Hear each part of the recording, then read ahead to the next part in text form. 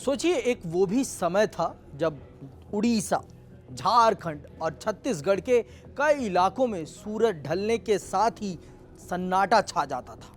वजह अंधेरा नहीं, बल्कि डर था। बंदूकधारी माओवादियों का डर, नक्सल का डर। लेकिन अब तस्वीर बदल रही है, और इतनी तेजी से बदल रही है कि सरकार ने इस पर लेकर एक बड़ा दावा भी कर दिया है कि 31 मार्च 2026 तक उड़ीसा, झारखंड और छत्तीसगढ़ से पूरी तरह माओवाद मुक्त हो जाएगा। उड़ीसा से आ रही इस खबर ने सबका ध्यान खींच लिया है, क्योंकि ये सिर्फ एक आंकड़ा नहीं, बल्कि दशकों पुरानी समस्या के अंत का संकेत है। मुख्यमंत्री मोहन चरण मांझी ने साफ कहा कि अब राज्य में मुश्किल से 10-15 माओवादी बचे हैं। सोचिए, कभी जिनकी संख्या सैकड़ों में थी, आज वे गिने चुने रह गए हैं। इसके पीछे सबसे बड़ी वजह है लगातार चल रहा ऑपरेशन, सुरक्षा बलों का दबाव और सरकार की नई रणनीति। पिछले कुछ समय में ही 96 माओवादियों ने आत्मसमर्पण किया है, जो दिखाता है कि जमीन पर हालात किस तरह तेजी से बदल रहे हैं। लेकिन ये बदलाव अचानक नहीं आया है। इसके पीछे सालों की मेहनत, ऑपरेशन और रणनीतिक फैसले हैं। पहले छत्तीसगढ़ और आसपास के इलाकों में बड़े नक्सली नेटवर्कों को तोड़ा गया।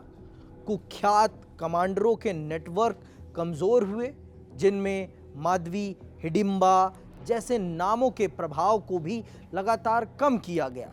यही वजह रही कि जो इलाके कभी रेड जोन कहे जाते थे, वहां अब पहली बार भारतीय तिरंगा लहराता नजर आ रहा है।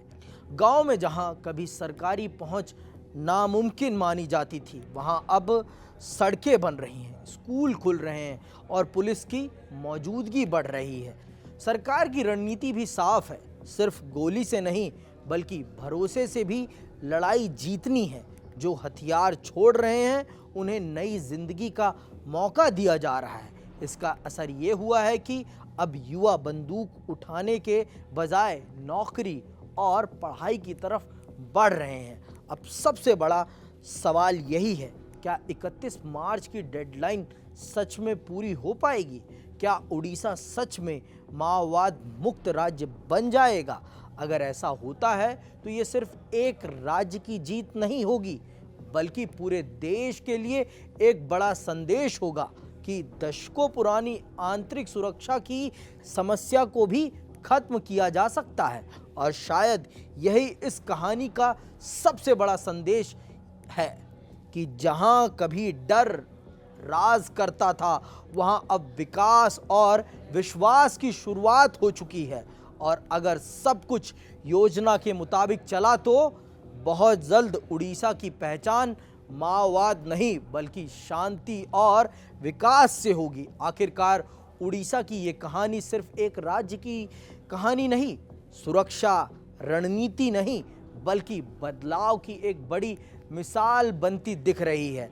जहां कभी माओवाद का गढ़ माना जाता था, वहां अब हालात तेजी से सामान्य हो रहे हैं। सरकार का दावा है कि 31 मार्च 2026 तक माओवाद का पूरी तरह सफाया कर दिया जाएगा।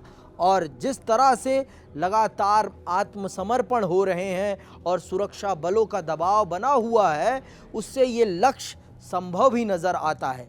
लेकिन इस पूरी प्रक्रिया में सबसे अहम बात सिर्फ ऑपरेशन नहीं, बल्कि लोगों का भरोसा जीतना है। जब गाँव में सड़क, स्कूल और रोजगार पहुंचता है, तब बंदूक की जगह विकास लेता है। यही वजह है कि अब युवा भी हिंसा से दूर होकर मुख्य धारा की ओर लौट रहे हैं। अगर ये मॉडल सफल होता है तो ये देश के दूसरे माओवादी प्रभावी इलाकों के लिए भी एक रास्ता बन सकता है। लेकिन असली चुनौती तब होगी जब इस शांति को लंबे समय तक बनाए रखा जा सकेगा। तो सबसे बड़ा सवाल यही है, क्या 31 मार्च 2026 सच में एक नई शुरुआत की तारीख बनेगी, या फिर ये लड़ाई अभी और लंबी चलेगी? इधर छत्तीसगढ़ में 250 से 300 तो झारखंड में 50 के करीब माओवादी अब भी सक्रिय हैं।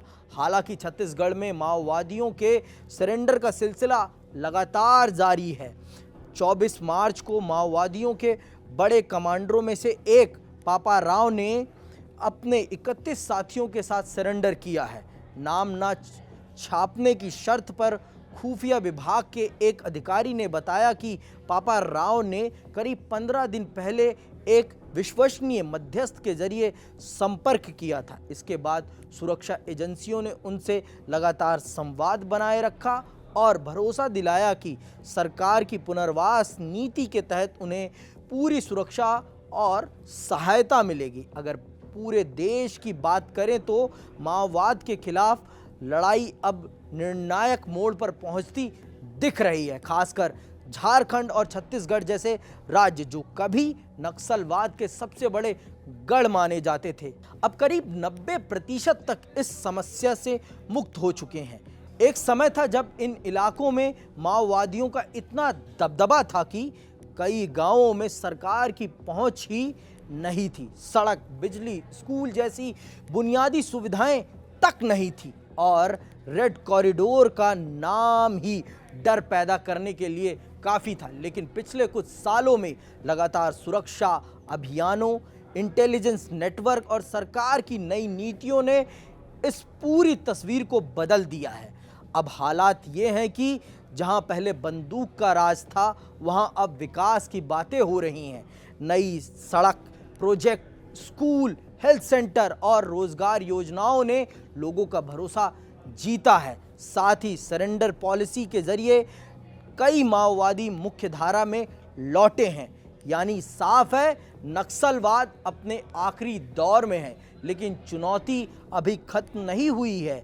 सवाल यही है, क्या बाकी बचे 10% इलाकों से भी इस समस्या को पूरी तरह खत्म किया जा सकेगा?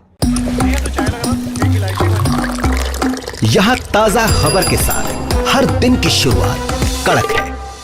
आमने सामने बैठ रखते हैं बात पूरे दम से, आराम से। चर्चा होती है बेधड़क। यहाँ किस्से कहानियों में बोल सरल और अंदाज बेहद कड़क मिलता है। जीने में एक तेवर है जो आता है सही ज्ञान, जानकारी और उससे कमाई कड़क नोट से। इधर मौके पर चौका नहीं, छक्का लगा जलवा दिखाते हैं। कड़क क्रिकेट से अपने रोमांच को जो बढ़ाते हैं। यहाँ की हर बात का मिजाज एक है, मिजाज कड़क। आपका अपना YouTube चैनल कड़क, लाइव बेधड़क।